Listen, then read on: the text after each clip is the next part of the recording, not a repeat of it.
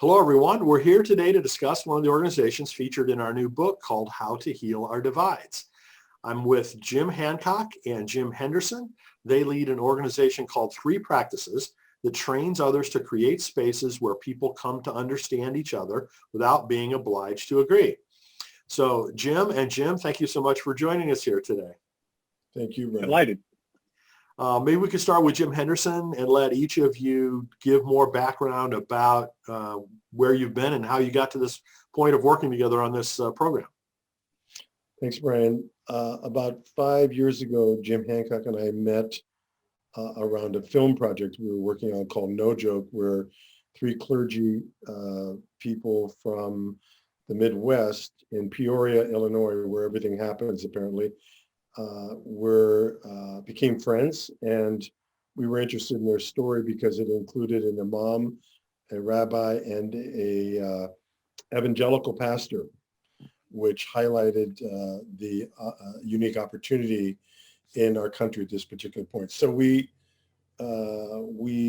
basically put a team together, went out and shot the film, and during that time, I began to introduce this idea I'd been working on for several years now called the 3Practices. And we decided to insert that into the film and into then a small tour we did with the three gentlemen for a while. And so during that time, we were testing live people's response to the idea of the 3Practices, which were essentially behaviors and practices that we've observed in people over the years who have been adept at what we now call crossing the difference divide. And those were, they were unusually interested in others, they knew how to stay in the room with difference, and they had stopped comparing their best with other people's worst. Those were the 3Practices. So a few years ago then, Jim and I decided to get more focused on developing what it would look like to help other people do what we tend to emulate in celebrities or authors or thinkers. They write about these things, and we started wondering, well, what if people could do this themselves, and how would we go about doing it? So that's what then led us into a more a formal partnership around taking the 3Practices public, and I'll let Jim pick it up from there. Yeah, Jim Henderson and I lived parallel lives for decades, not knowing each other, though we had friends in common. I was a youth worker for about 2 decades and a filmmaker and writer on the side. And then in the early 90s, I became a filmmaker and a writer and a youth worker on the side. And along the way, I learned, as Jim was learning, that listening gets us to the story behind the story. And that's where the real business is going on. Martin Marty was the one who framed that for me. Beyond history is written by the victors. Behind every story, there's some significant story, and behind that one a story, and behind that one a story. And the further we get along the way, the clearer we get about what really is going on, what really happened, what people really want, what people really mean, what they hope, what they intend. And that's where the real juice is for 3Practice circles. We have been inspired, along with everybody else, by stories of folks who cross the difference divide in public life or in private. They find themselves stuck in a snowstorm with strangers, and they find that this person that they thought they had nothing in common with, they actually had quite a bit in common with. We have aspired, along with everybody else, to listen and express ourselves more clearly. But there came a moment, or perhaps there came a moment, as we were thinking about all of that, where we asked the question, how do we move from aspiration to operation? How do we create spaces where people can talk about unsafe things? And in the doing of that, we have spent the last 3.5 years or so developing rules for engagement in what we call 3Practice circles, where being curious, staying in the room with difference, and not comparing our best with other people's worst are the operating instructions. And we referee those spaces rather than moderating them or any other euphemism for helping people get clear with each other and seek understanding. So I'm sure, just like everyone else, you've had to significantly adapt your programs due to the pandemic. So maybe could you tell us a little bit about what your training programs look like, how they were structured, where they were located, things like that before the pandemic, and then what they look like now? So we began gathering people in public spaces a few years ago. And that in and of itself was tricky, just getting ideological opposites together. So there's a whole story behind how one goes about doing that. And one will find it difficult if one has not spent any time in one's life connecting with people who they disagree with. But there are ways to get there. So we gathered groups generally of 15 to 30 people in circles about once a month, maybe twice sometimes. And we would pick a topic that would be provocative, such as who are they to you and what are you afraid they'd do if they thought they could get away with it? And we put the question out and we give people a couple minutes. So we just had a routine that we tested and followed and improved and iterated over a couple years.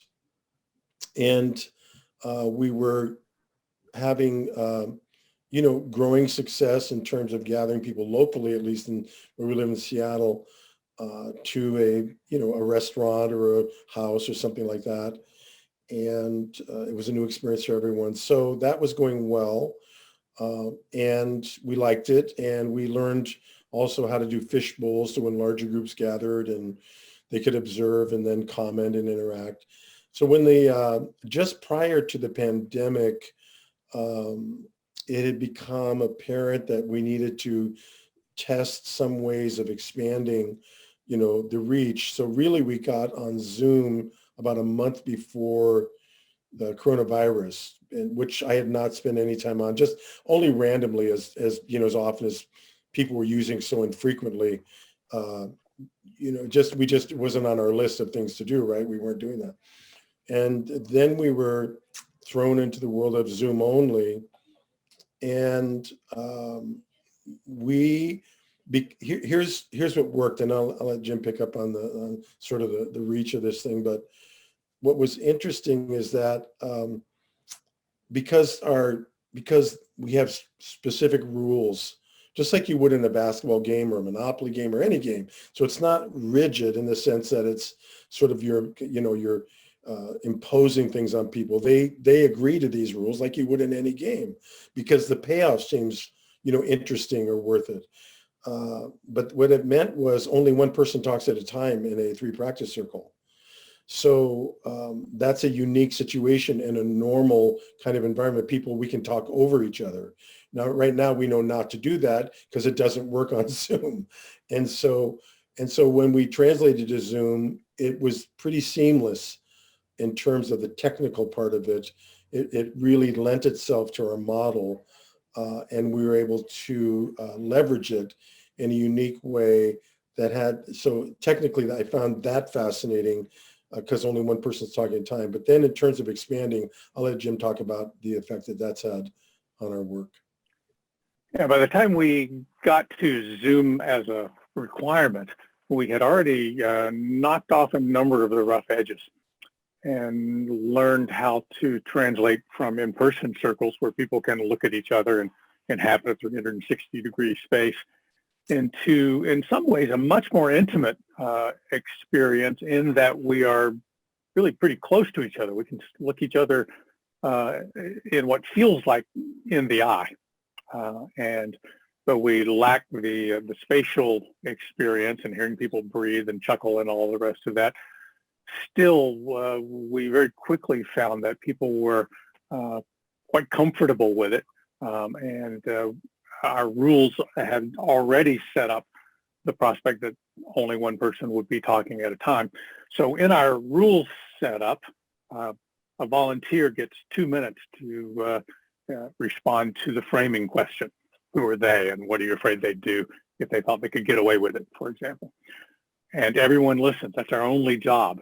It's not to cross our arms. It's not to huff. It's not to roll our eyes, and certainly not to leave the room. It's to listen, because our job comes up next, which is asking clarifying questions. So anybody in the circle can quickly come up with a clarifying question that begins with the words, "I'd be curious to know." And the referee monitors that and helps them find the question, right? If they don't say, "I'd be curious to know," we prompt them.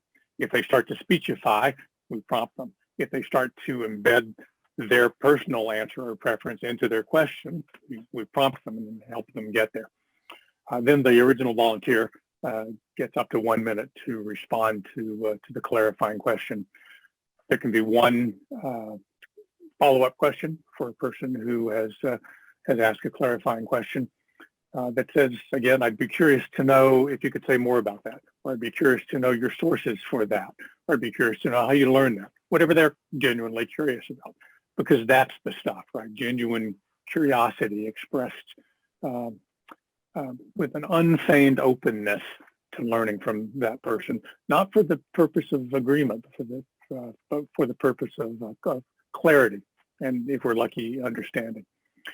Immediately, we found that we were having the same kind of crowds that we were having in person, 15 to 30 on a regular basis, with the difference that, number one, instead of having 1 or 2 circles a month, we were having 1 or 2 a week right out of the gate.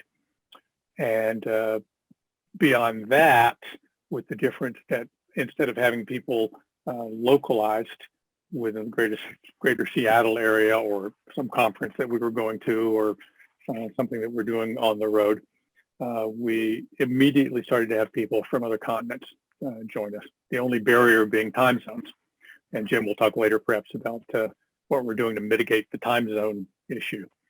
But this capacity to connect with people anywhere in the world and engage them in genuine acts of curiosity for clarity became enhanced in most ways by our Zoom experience with all of this, with the exception that we can't say to somebody at the end of the meeting, "Let's go get a cup of coffee. I'd like to know more about that."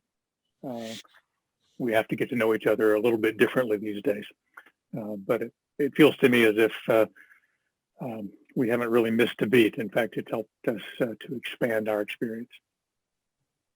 Good, good. So you've answered a couple of the questions that I had. So let me make sure I got it clear. Each circle has roughly 15 to 30 people. And right now, at least, you're doing roughly 2 of those per week. Right now, we're probably doing 3 to 5 of those a week. Wow. And yeah, and Jim and I are no longer the only referees. That's good. We've trained about 50 referees, and they're beginning to form circles of their own, and they've been through a practicum following the online training. And so our reach is growing, not arithmetically any longer, maybe not exponentially, but certainly it's moving along with some speed. And at this moment, we just finished an open 3Practice cohort for circle leader trainers. We're doing an institutional one with the University of California, Merced, and we're about to start another open one in a few weeks. That's starting to line up going downstream as people are realizing it's not as easy as it looks, but almost anybody can learn to do it if they really want to. And we've figured out ways to train that and to certify that process. Good. So you're in the train the trainer mode and scaling like that, which is excellent. Yes. So if people want to participate, I assume they can just go to your website and sign up for an upcoming open session? They can, and they can contact us and get on the mailing list if they want us to bother them and remind them. But the information's all there as it relates to upcoming circles that are happening.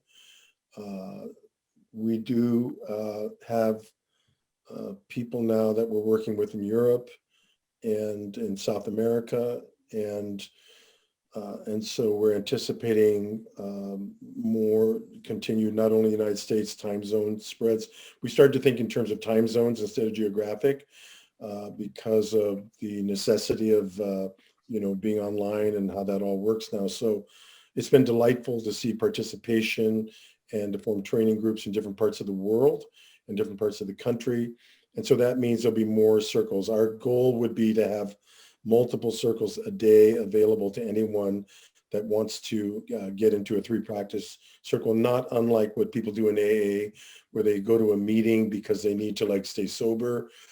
Not unlike the situation we find ourselves in where people are getting triggered by polarization and tribalization now. And they may need to go to a meeting just to calm themselves down. We would we see a future where volunteers are running these things multiple times a day. So you could just click on and find where can I go in your time zone with a topic that's relevant to you.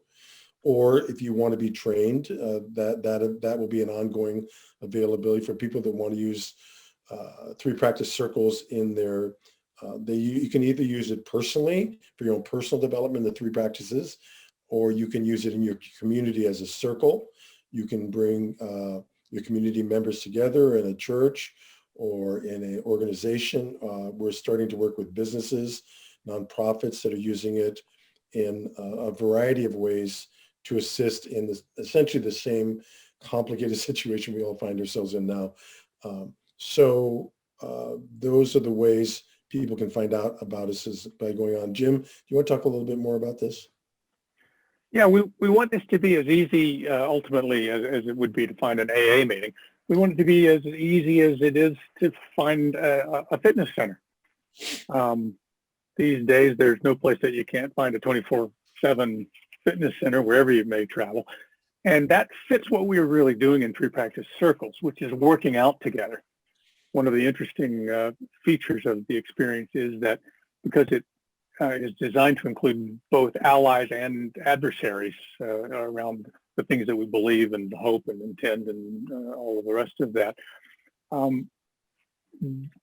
The safe space that we're creating is a space where people come and spot each other, work out together, seek each other's safety and strengthening, because ultimately we all want to be able to do the things that we practice in a circle in the real world. When Uncle Bob triggers me at Thanksgiving, I'd like my first reaction to be curiosity rather than fight or flight. When my neighbor starts to tear down the fence between us, I don't want to replace that with a wall. I want to replace that with engagement to see if we can't both maintain our sense of appropriate borders or boundaries, while at the same time acknowledging across those differences that a person really is my neighbor, and there are obligations that go with that, at least for me, regardless of what my neighbor may do. So this business is very serious to us, that we want folks to be able to find a place to practice, find a place to work out with people who know what they're doing, and that in that workout space, we learn the muscle memory that enables us to be the sort of people we want to be to our neighbors and our fellow citizens. And right, it's a very democratic process in democracies. It serves us to know how to do these things. Jim, talk for a minute about the engine metaphor, about how this can be applied in different contexts, just briefly, because I think that's something we've discovered along the way. Yeah, so Ford, as an example, makes not 15 or 25 or however many model vehicles they have engines. They make 3 or 4 or 5 engines. And each of those engines can run multiple vehicles. So just as we have different kinds of circles, we have open circles to which anybody's welcome. We have hosted circles where somebody would say, would you referee a circle for my sphere of influence? We have private circles where somebody could say, I need something that's very targeted at my organization. We have to do some work together, and under these circumstances, we don't want outsiders in that space. And fishbowl circles that people can observe in public spaces, at conferences or conventions or whatever. We also have more than one sort of circle. The 3-practice model engine drives more than one kind of vehicle. It drives a circle that's focused on dispute, where people are asking each other, what do you really believe? What do you really want? What do you really plan about something that we have a very stark and polarized difference? And those circles can be emotional, but can also be healing in the sense that when we get clear about what our opponent thinks, we may find out that it's not what we'd heard, not what some mediators had told us they were up to. So dispute circles are very important. We also do discovery circles. The same engine that drives a dispute circle drives a circle where we can ask each other intimate questions about who we are and where we came from and where we're going. At the holiday recently, we came up with the framing question, it's the most wonderful time of the year. But is it though? And the things that people talked about when they talked about the holidays, not only contemporary, but going back into their childhood, were fascinating. And we got a peek behind the curtain into people's lives, and both opponents and allies we came to understand more deeply. And then we also find that the 3Practice model can drive a circle that's based or that aims at decision making. In the decision circle, a project team, an organization, a C-suite, whatever, has an opportunity to apply the process in such a way that they get greater clarity about what their possibilities are. The old model of having sales and marketing come at a problem and each eat up as much time as they possibly can in the strongest terms that they possibly can and get the last word if they can, is supplanted in this model by somebody who represents sales, gives their pitch for why they think one decision is better than another, and then is interviewed by the rest of the people in the circle, not only the decision makers, but the marketing department, to say, I'd be curious to know more about this and that, and uncovering all of the work that marketing has done. And then it goes in the other direction. And then maybe it adds a third perspective around production and another around distribution and all of the rest of that. So that the decision makers, whether that's a CEO or a team of managers, has the opportunity to have as much information as possible in making their decision. The notion that all of these things can happen with the same engine it's kind of magical, but it's not magic. It works because we help people find a safe space to say what they really mean. And if they don't say what they really mean, it's kind of their fault. Because after they're done, they will get questions from other people who are seeking clarity. I'd be curious to know, they're saying, because they are curious to know. And the referees have the task of making sure that nobody gets ambushed, that trick questions are called out as tricks, if that's not obvious, with the purpose of finding a way forward, whether that be just to stop treating people like they were evil when they're really just idiots, or that one decision is better than another, not because of the most powerful people in the work, but because of the merits of the idea and the practicality of delivering on the idea. That may be more answer than you had questioned, but there it is, and I'm done. Well, I think it's very cool to see the way you guys have scaled this both vertically and horizontally.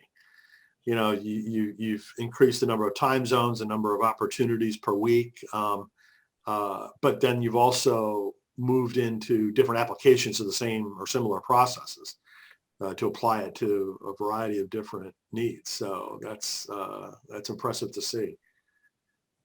So, I mean, and I also really glad to hear about how you've embraced, internet technology to be able to accomplish this, so rapidly and involving people from so many different geographies. Do you anticipate the program being completely online like that going forward, or you think once the pandemic has abated sufficiently that you'll do in-person meetings as well?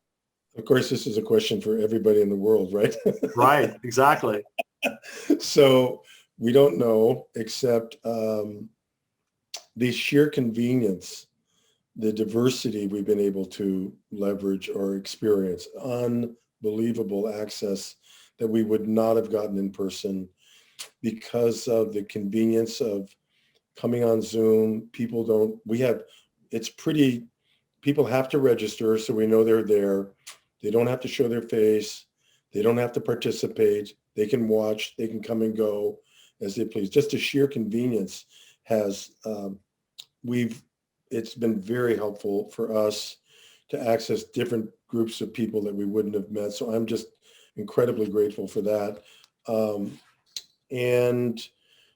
So I don't anticipate us certainly stopping this. I think, my guess is all of us human beings are going to want to be in a room together again, for different reasons, just because we like it. And we like it. We didn't have anything against it.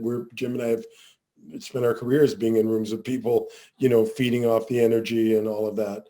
So we have no aversion to that at all. But I'll tell you one interesting thing, and then maybe Jim can comment on this, but I was asked to do a 3Practice circle for a nonprofit during a lunchtime.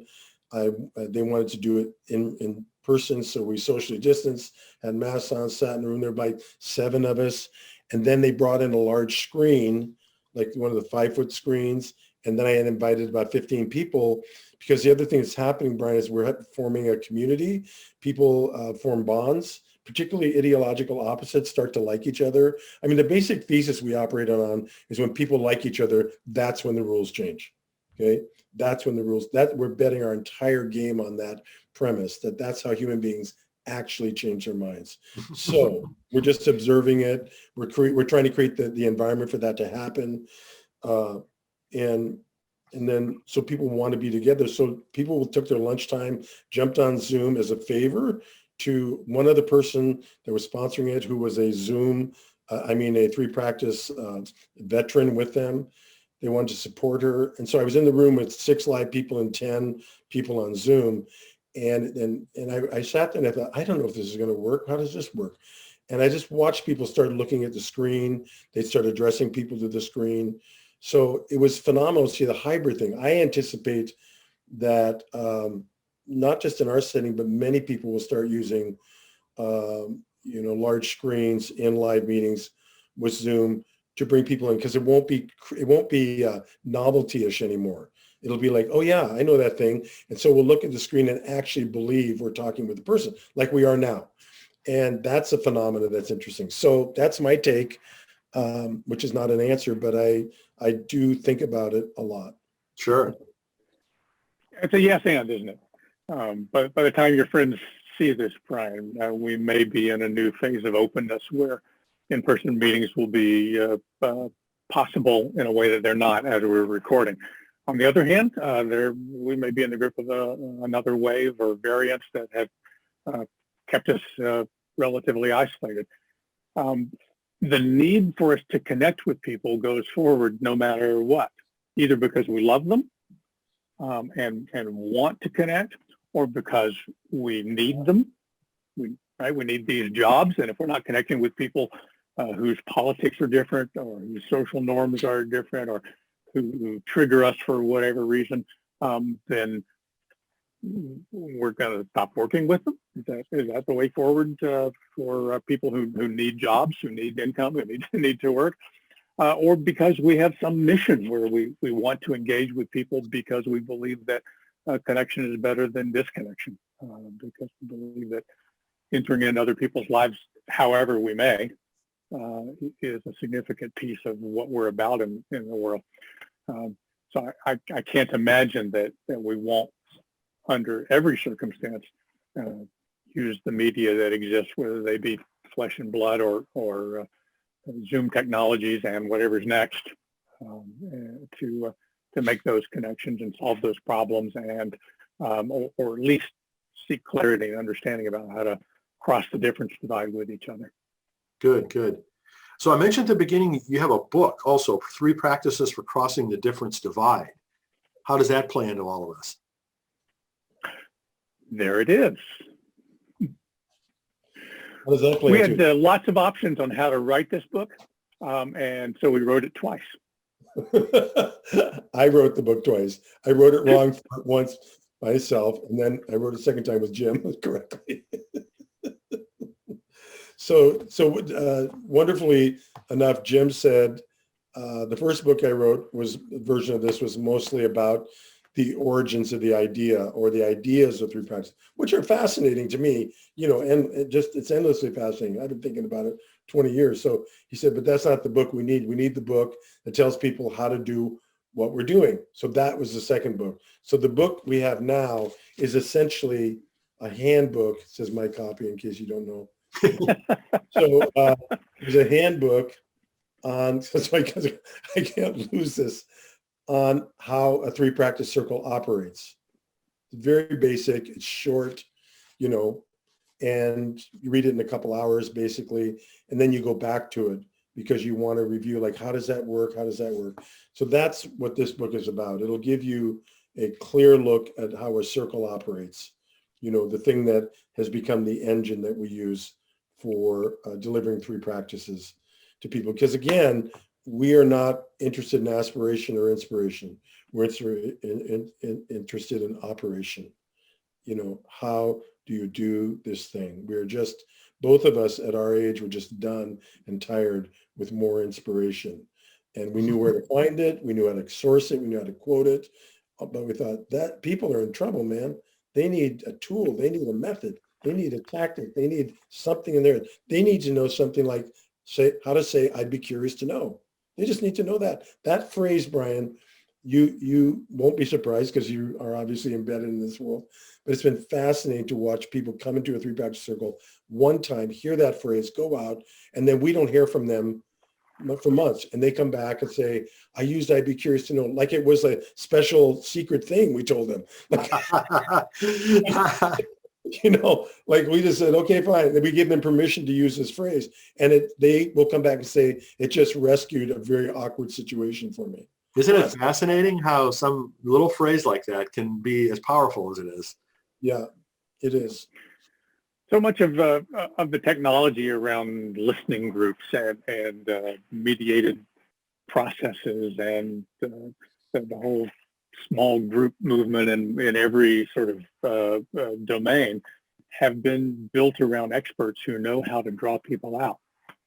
And the problem with that is it just doesn't travel.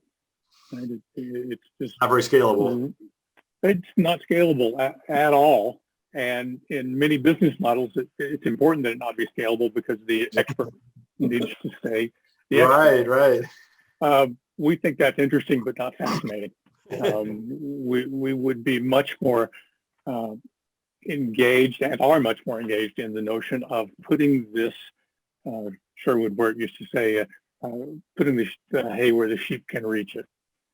Putting the goods there in such a way that the rules are simple because the work is hard, right? The work of understanding each other is very difficult across the different divides. So these rules are simple to understand. They're not necessarily easy to operationalize, right? That's why we do training. That's why the book lays that out. And still people, after they read the book, say, yeah, I want to get into a training space where I can learn to do this and be certified to do it, be coached in the process and checked off as somebody who's competent at these skills. But all of that, right, in the absence of the capacity to train people and coach them, somebody could read the book and figure out how to muddle their way through it, which is exactly how we learned to do it. We muddled our way, accepting that we had 30 years of group process behind us, each of us our own 30 years, and learning how to help people talk about very difficult things, and both of us having a lot of background in it, so I don't want to minimize that. It's not as easy as falling off a log. But still, somebody who really wants to, and somebody who's got minimal capacity to care about other people, whatever the motive for caring about them, and engaging people with some simple rules, can learn to do that in their own households, in their neighborhoods, in their communities, in their business places, in their houses of worship, blah, blah, blah, blah, until we all just get along. Kumbaya. Okay, that last part was a little glib. We tend to equate it with learning how to ride a bike, pretty much. People want to ride a bike. They just need a little help. Sure. You're going to fall down even after you learn, but you're going to know how to get up. It's like that. We don't want to make it too hard, harder than it needs to be, so that's how we approach the work. Good. So just one question so that people are clear. For a person to participate in one of the circles doesn't cost anything, correct? The open circles are free. There are multiple versions of them going on. Also, we do hosted circles. If somebody says, hey, I'd like to have you come in my organization, we'll do a couple of those with people. No charge. We'll come in and we'll referee and model it. And so if people want to get trained, then they can get information on our website. That's the pathway in order, the exchange takes place there. That's where the model works there. So that's how that process works. Good. Well, the How to Heal Our Divides website already points to the 3Practices website. So if people want to be able to find you, that's the place to go, is your website, and they can learn more and sign up. Yep. Any other final points that you all would like folks to know about? I'd like to thank you for caring about this and for taking the initiative, doing the work and getting the details together. Both of us, of course, have done the kind of work you're doing and appreciate all the details you have to pay attention to behind the scenes. So thank you for, putting your shoulder to the plow and pulling us together and being generous in that process. Well, you guys are the ones that have done all the work. I'm just, trying to help people find out about it.